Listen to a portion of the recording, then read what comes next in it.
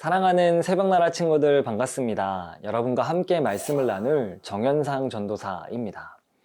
여러분은 오해로 인해 친구 관계가 어려워진 경험이 있으신가요? 중학생 때 친한 친구와 사소한 오해로 관계가 틀어졌던 경험이 있습니다. 나중에 알고 보니 정말 사소한 오해로 인해 관계가 어려워졌던 사실을 알게 되었는데요. 지극히 작은 오해가 눈덩이처럼 커져서 관계가 깨지는 경우가 우리에게 비일비재하게 일어나곤 합니다. 오늘 말씀은 하나님과의 관계에서 오해가 아닌 바로 알아야 하는 이야기를 합니다. 우리가 가지고 있는 하나님에 대한 오해는 무엇이 있을까요? 오늘 말씀을 통해 그 해답을 찾아가기를 소망합니다. 오늘 말씀의 제목은 하나님 바로 알기입니다. 오늘의 말씀은 골로새서 1장 9절에서 20절입니다. 그러므로 우리도 소식을 들은 날부터 여러분을 위해 쉬지 않고 기도하며 간구합니다. 우리는 여러분이 모든 영적 지혜와 통찰로 하나님의 뜻을 아는 지식으로 충만하게 되고 주께 합당히 행해서 모든 일에 주를 기쁘시게 하고 모든 선한 일에 열매를 맺으며 하나님을 아는 지식에서 자라고 하나님의 영광의 권능을 따라 모든 능력으로 힘있게 돼 기쁨으로 모든 것을 참고 견딜 수 있게 되기를 기도합니다.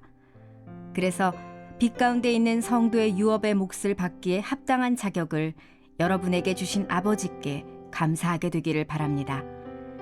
아버지께서는 우리를 어둠의 권세에서 구해내셔서 그분이 사랑하는 아들의 나라로 옮기셨습니다. 하나님의 아들 안에서 우리는 구속, 곧 죄사함을 받았습니다. 하나님의 아들은 보이지 않는 하나님의 형상이요 모든 피조물보다 먼저 나신 분이십니다.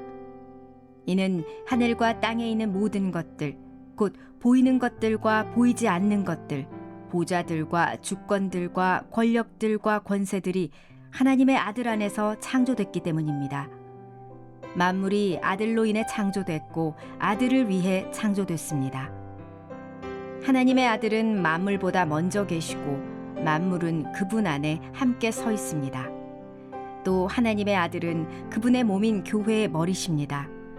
그분은 근본이시요 죽은 사람들 가운데서 먼저 살아나신 분이십니다. 이는 그분이 친히 만물 가운데 으뜸이 되시려는 것입니다.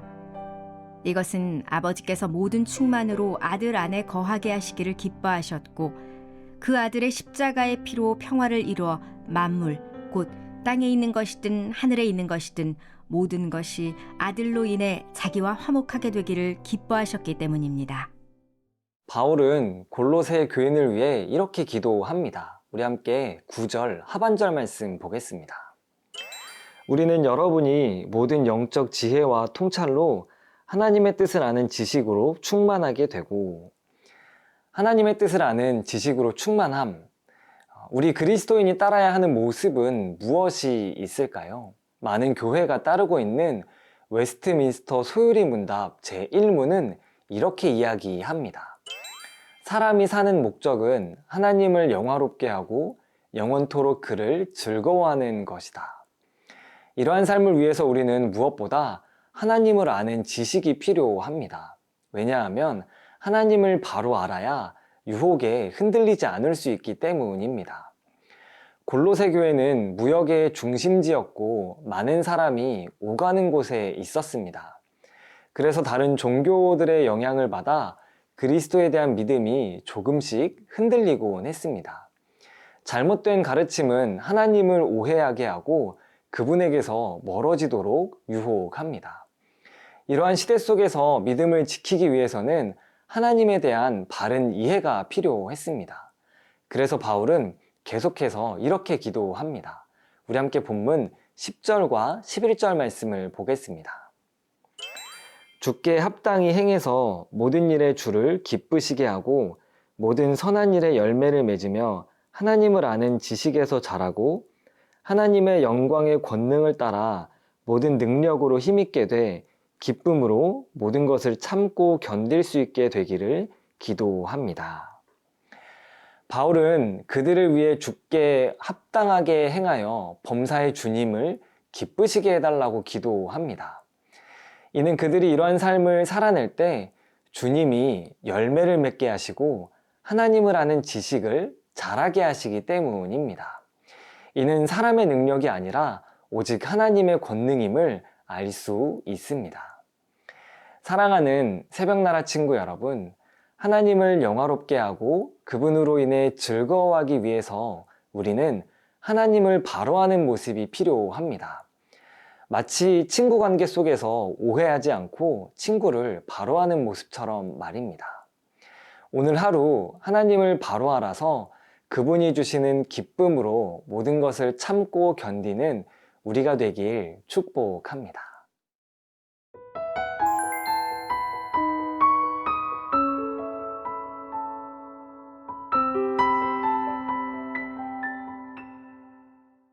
바울은 본격적으로 하나님을 아는 지식에 관해 이야기합니다. 먼저 우리를 구원하신 예수님인데요. 우리 함께 본문 15절 말씀을 보겠습니다. 하나님의 아들은 보이지 않는 하나님의 형상이요 모든 피조물보다 먼저 나신 분이십니다. 15절이 이야기하는 하나님의 아들은 누구를 의미할까요? 우리를 구원하신 예수님입니다. 그분은 보이지 않는 하나님의 형상이라고 말합니다. 바울은 명확하게 이야기하는데요. 세상에 있는 만물이 하나님의 아들 안에서 창조된다. 이는 당시 골로새 교회를 유혹한 거짓 가르침을 무너뜨리는 기초가 됩니다. 그들은 예수님이 사람이기 때문에 하나님의 아들로 인정받을 수 없다고 주장합니다. 그렇기에 구원받으려면 세상의 학문과 철학을 따라야 한다고 유혹했습니다. 하지만 그렇지 않습니다. 예수님은 온전한 신이시면서 육체를 입고 오신 사람이십니다. 그분이 치르신 십자가를 통해 우리는 구원을 얻게 되었습니다. 세상의 학문과 철학은 우리를 구원에 이르게 할 수 없습니다. 그렇다고 이 말이 학업을 경시하는 의미는 아닙니다. 우리가 치열하게 배움을 닦아야 하는 이유는 내가 공부하는 영역을 통해 하나님을 더욱 알아가기 위함임을 기억해야 합니다. 이 학문을 통해 지식이 나를 구원할 수 없고 오직 예수님만이 나의 구원자이심을 기억하는 과정이 되어야 합니다. 사랑하는 새벽나라 친구 여러분, 예수님은 자신의 십자가로 우리를 구원하셨습니다. 하나님께 다가갈 수 없었던 우리였지만 그분의 사랑으로 하나님과 다시 화목하게 되었기 때문입니다.